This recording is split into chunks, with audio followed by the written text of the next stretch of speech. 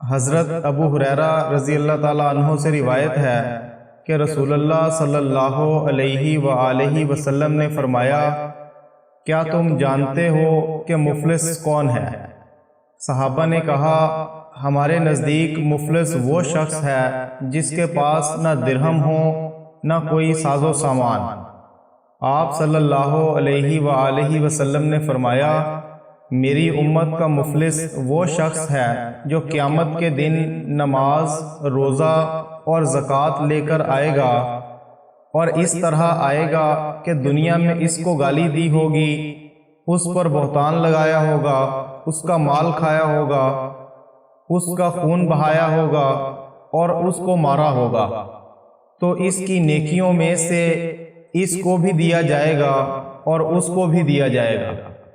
اور اگر اس پر جو ذمہ ہے اس کی ادائیگی سے پہلے اس کی ساری نیکیاں ختم ہو جائیں گی تو ان کے گناہوں کو لے کر اس پر ڈالا جائے گا، پھر اس کو جہنم میں پھینک دیا جائے گا۔